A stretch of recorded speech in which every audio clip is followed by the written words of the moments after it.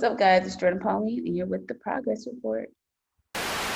The Progress Report. All right, what's going on? It's your girl, Lalaa Shepherd. This is Conversations with Lalaa, presented by the Progress Report. I am here with my very first guest. Go to introduce yourself to the world. Hey, what's up, guys? I'm Jourdin Pauline. Okay, hey, Jourdin. So let the world know, what do you do? I'm a singer, songwriter, and actress. Yeah. Okay, that's what's up. And you are born and raised in California, right? No, I was actually born in Guyana, and I came to Los Angeles when I was 6. Oh, okay. Okay. We'll talk about growing up on the West Coast. Growing up on the West Coast was very interesting. I moved around a lot. I feel like, I don't know, I feel very special out here. Okay. Yeah. Yeah. Okay. Got you. Yeah, no, I love the West Coast. You know, I'm actually born and raised in Ohio, but I live in Atlanta. But, you know, every time I visit the West Coast, it's a whole different vibe, like a fresh breath of air. Like, I love it. So it's super dope. Talk about just how the passing of Nipsey Hussle affected you and just the energy on the West Coast, though. I was just mentioning the picture in the back. I was like, dang. Oh, yeah. Right on this side, yeah. Actually, like, Nipsey was involved in my life a lot as a child, so it affected me a lot because, you know, I actually grew up in Rolling 60s. I grew up on Hyde Park and 10th Ave when I came to LA. So that was like, you know, it was very helpful and just very caring and nurturing and loving to everyone he encountered.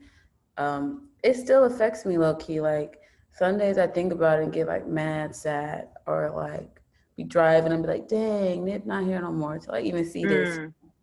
And yeah, it's still affecting niggas, you know. For sure.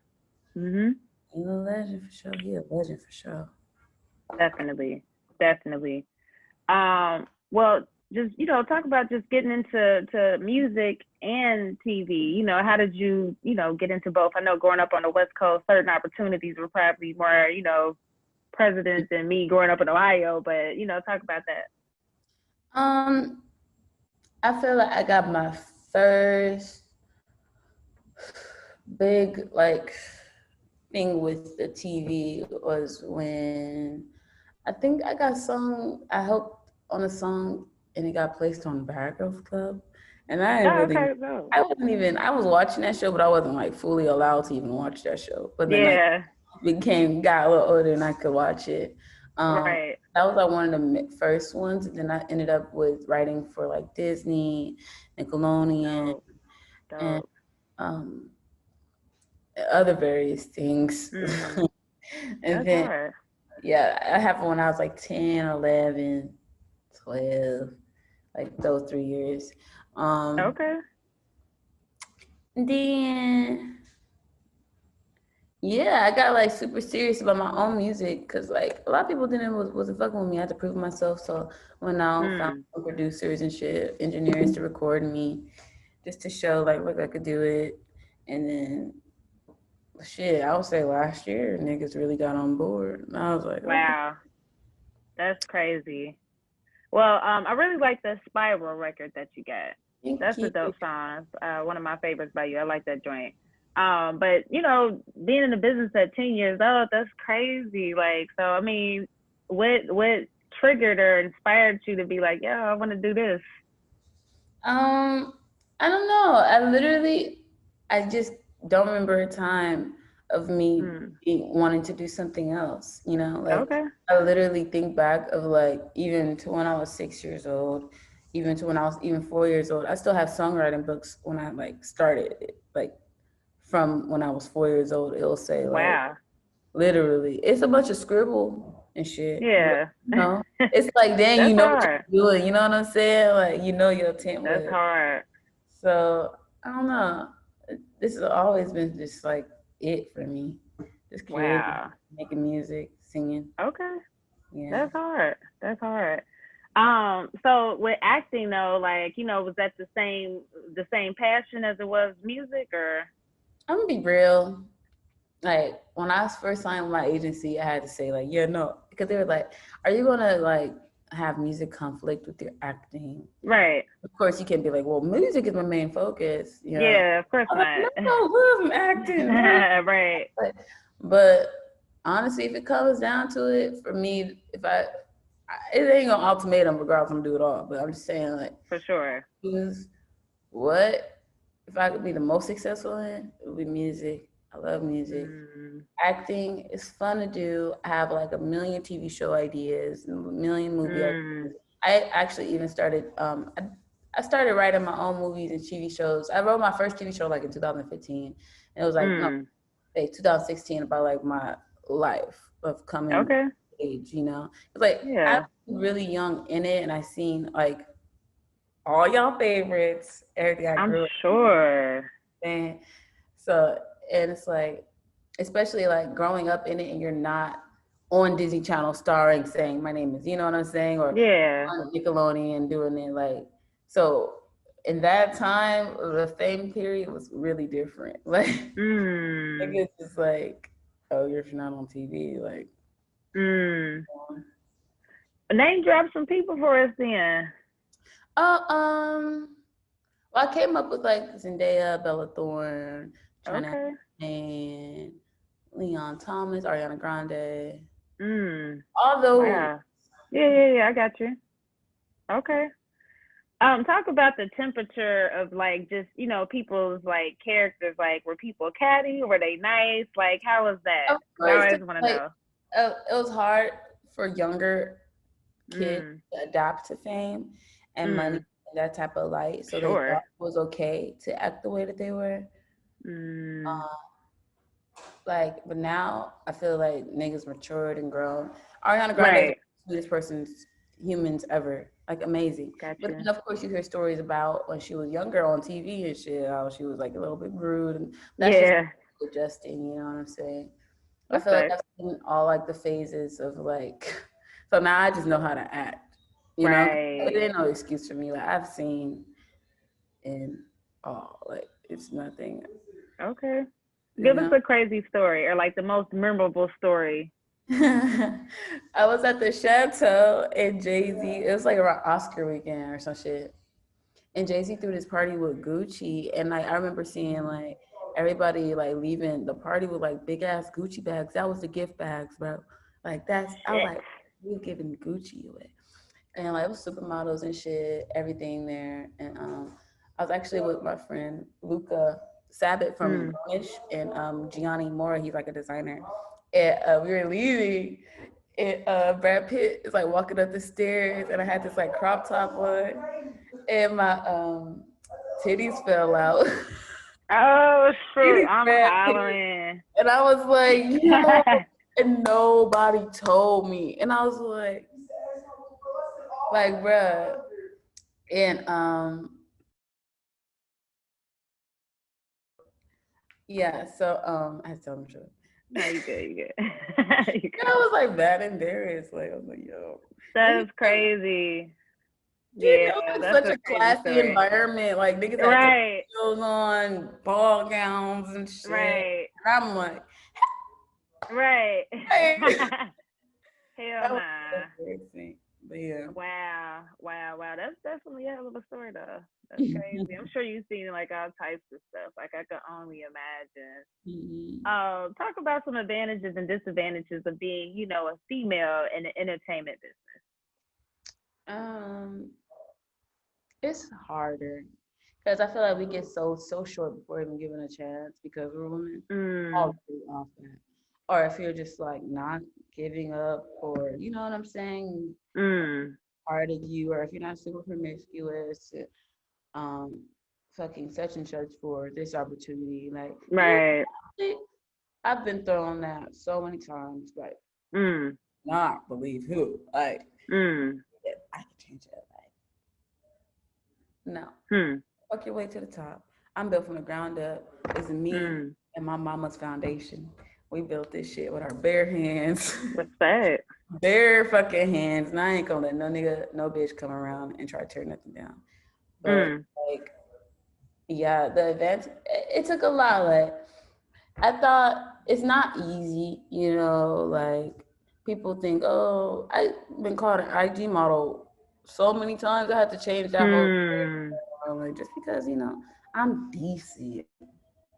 Like niggas wanna be like, oh, she IG mom, I don't know, like that. Like, but That's crazy. I feel like I'm doing all the groundwork and the hard work for other women don't have to do this. Like I'm literally I'm putting myself in that position. Even God put me in this to make like a way for people that, you know, like this next music coming up, especially with my plans. I want this shit to be easy, not easy, a nice. Yeah. What's it called? Bountiful, fucking waterfall.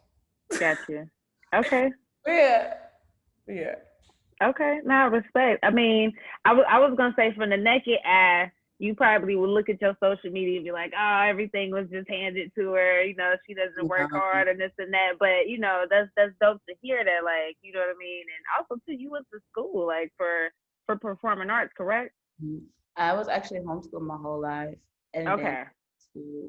just to go to like acting classes and stuff. I wanted my cousin was doing musicals and stuff. Like she stays doing musicals. That little lady loves the musicals, and I remember going to them shits, sitting 4 hours watching 13-year-olds on stage. Yeah. That's an experience. Go chase your dreams though if you're watching. But I'm saying like I was like, fuck it, I might as well do it. Like, you know, yeah. Like, I ended up doing it and I ended up really loving it. And I was like, oh, I see why these niggas be wanting to do musicals so much.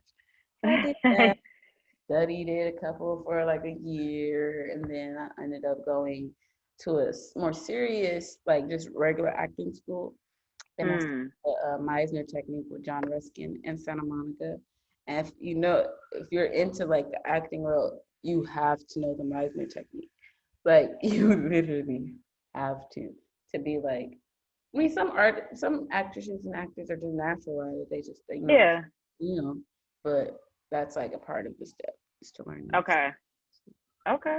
Interesting. It's like I mean, you saying all this like it's not a big deal, but from my perspective, this is huge. Like, you know what I mean? It's like I think people are in my opinion, like a lot of people just don't look at the arts like it's something realistic they can do. So to just see that there's something that you've been doing, like that's big. That's real big. For sure.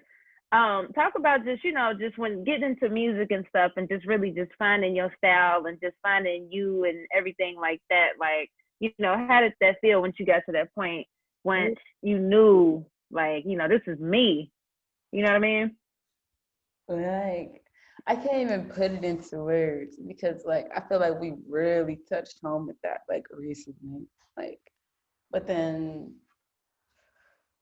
I feel like we really touched home with that. Like, I just always had a vision for myself as a kid. Like, if you talk to like any of my cousins or my mom or something, like they'll tell you, like, I always thought I was like famous or like that's still in my head. Yeah. I would do this thing like even now, like my signature is my logo, and like I studied my signature my whole life, like to write it down everywhere, and it's just like I feel like I'm a mixture of like Rugrats, like '90s Nickelodeon cartoons. Yes, '90s. What's your sign? I'm a Leo Virgo. I have the same birthday as Kobe. Oh, okay. Yeah. Okay. Sure. Gotcha. Okay. No, that's tight. That's tight. Also too, I'm sorry. No, good. You're good. Okay. So also too, another thing that I noticed about you, you're real big on community involvement, and you're an advocate for AIDS. So talk about that. Like, what got you interested in that? Well, my mom used to manage this artist that started off in this charity, like to bring awareness to HIV and AIDS for young adults and LGBT community. And they did like a showcase and stuff, and I just wanted to be like a part of it. It's always been like in me to want to be like helpful and just be a blessing. So when they decided they didn't want to be a part of it anymore, I just was like, just get me a part of it still. We're just bringing awareness for HIV and AIDS for young adults. and trans and LGBT and people that were even born with it, or even people battling it with drug use. Um, it's still something here. It's still something that's thriving, and they say it's no cure, but it's for sure a cure. Now everybody has the money for the medication, so we're just raising, for the ones that need it, buy that, and condoms and advice on safe sex and all that good stuff. But yeah, actually, I'm starting another charity for homelessness in LA, and that, and another one for like incurable like diseases, or like it's these like it's gonna come. I have like some for like all the charities, like all the diseases, because everybody's like, oh, you want to do a walk for cancer specifically? Let's do a walk for everything. You know what I'm saying? It's a lot of shit. A lot of people don't talk about battling, dying from them. So, I love philanthropy. I'm a really like, especially when I'm there, to like really be able to like hands on, like doing a donation train for Guyana too. So giving a bunch of clothes away, brand new clothes, nice clothes, iPhones. But my cousin was like, I don't know if you want to get iPhones out there right now, because I don't want nobody to get hurt for an iPhone. That don't make sense to me. Yeah. So maybe a nice little Android. Right. Nah, facts. That's cool though. Yeah. That's what's up. I respect that a whole lot. That's cool. Yeah. So the name of our show is called The Progress Report. And we like to ask all our guests to define the word progress. So what does the word progress mean to you? Ooh, progress is not giving up on yourself. Progress is praying every day and staying on firmly in your road, no matter if you think you're still far from your goal. That's just progress. Every day you're getting closer to whatever it is that you're meant to be doing. And progress is the fact that you keep going. Honestly, like, that's the progress in it all. You keep doing what you're doing, and you're gonna really soar so bountifully and so gracefully in it all. And that's what I'm doing and manifesting for everyone. Absolutely. Be the greatest they could possibly be. Facts. Nah, definitely. You got great energy. So, shoot, I definitely hope we can link in person one day. Until then, definitely, it was nice to meet you. I appreciate your time. Wednesday at 9. Tune in every time. We don't do no cap. Report only facts. Progress report. We got the news, new interviews. We got the stats. Keep it a rack. Come join the pack. Know where we at. Wednesday at 9. Tune in every time. We don't do no cap. Report only facts. Progress report. We got the news, new